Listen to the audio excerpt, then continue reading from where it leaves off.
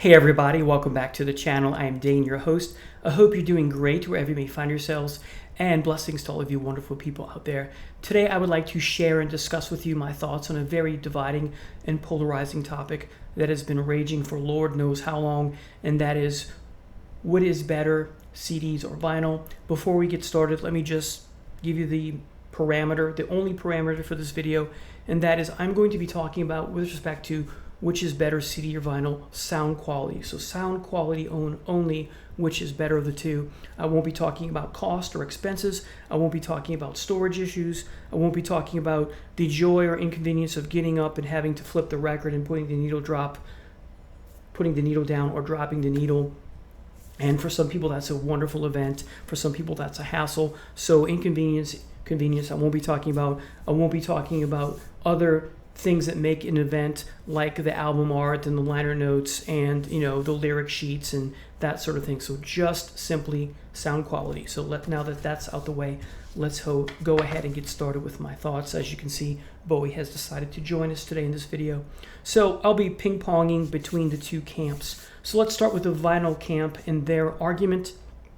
They say it's organic, because analog is a continuous signal instead of 44,100 samples per second. That's their argument. They go on to add that the analog signal on the vinyl tracks the analog signal exactly, while digital is quantized into steps. Of course, that's true. The CD rebuttal to that argument is that human perception cannot differentiate between 44,100 samples per second and a continuous signal. The vinyl rebuttal to this is that argument, Here's what they say in rebuttal to the argument that human perception cannot differentiate between the analog and the digital signal, is that is neither here nor there. That's all they say in the research that I've looked. And saying something is neither here or there is simply another way of saying that the argument is irrelevant. Well, saying something is irrelevant is not a sound argument to stand on. Okay? You have to explain why it's irrelevant. Okay, so they don't explain or support how or why it's irrelevant, so it's a weak argument. The pro-vinyl camp continues that the breaking down of music into ones and zeros, therefore binary data, cannot ever match the smooth, continuous nature of analog vinyl. The CD rebuttal to that is that high sample rates combined with aliasing, therefore smoothing out the edges, negates this pro-vinyl argument. So there's a measure to take care of that problem. Well, here's some other things that people say over the years, including myself. Up until CD revolution occurred in the late 80s, early 90s, I was all about vinyl. And when CDs first came into being, I noticed that they sound crisper and clearer, but I didn't think, and still today, I don't think the highs and lows are as good as with vinyl, hence the warmer. So I do agree with the vinyl camp that vinyl sounds warmer, that they do have better highs and lows. I also agree with the CD camp that compared to vinyl, there's a clearness or a crispness, if that's a word, compared to the vinyl. And also the CD camp will argue that when it comes to CDs versus vinyl, CDs have a better signal to noise ratio. So those are two discussions in the vinyl and CD camp with respect to which is better. The CD camp will also argue that there's better stereo channel separation, that there's no variation in playback speed, and that CDs, and this is a sticking point with many people who love CDs, that CDs do not lose fidelity. Whereas with vinyl, analog loses fidelity with every single playback. In other words, it degrades in quality, sound quality, through repeated playings, and that, of course, is a fact. Now, with respect to some general points for CD and vinyl quality, whether CD or vinyl, it's going to depend on so many variables. There's just so many. Examples, just a few or a couple. It depends on the release. It depends on the studio. It depends on the engineer and the engineering process. It depends on the mastering process. For CD, depends on how it's formatted. There are other variables, of course, just too many to talk about. Could write a book on that, right?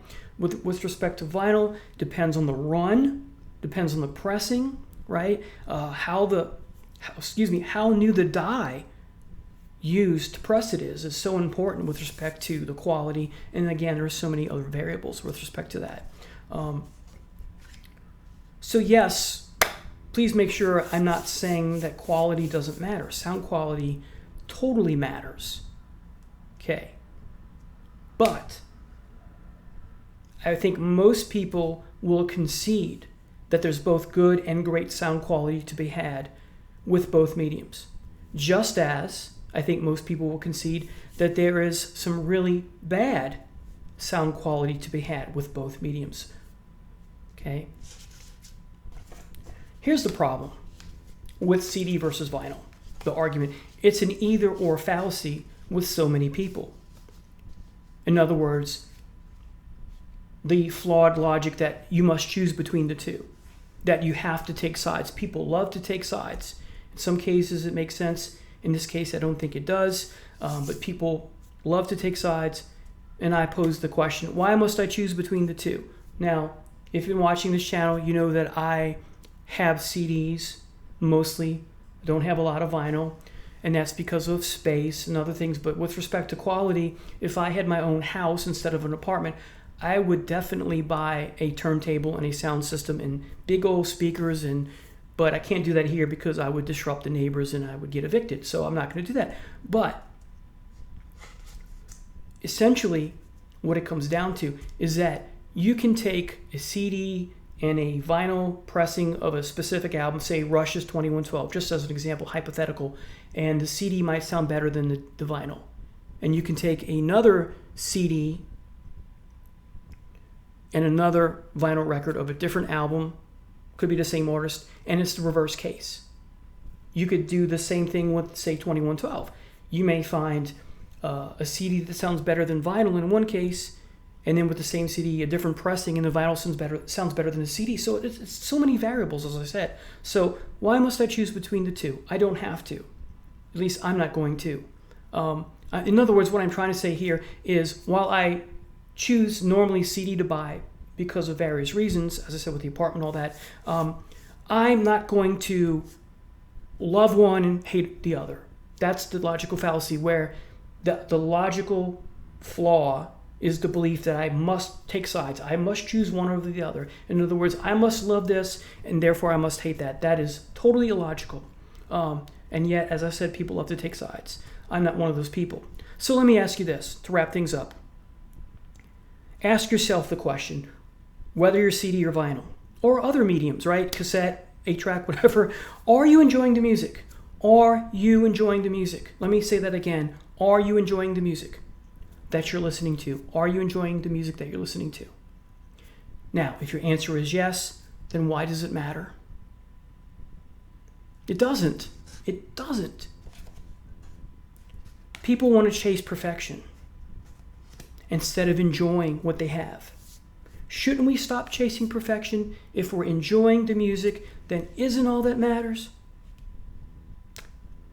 Stop chasing perfection, I think, is so important, and just enjoy the music. That's what I do. Anyway, thanks for watching. Take care. See you next time.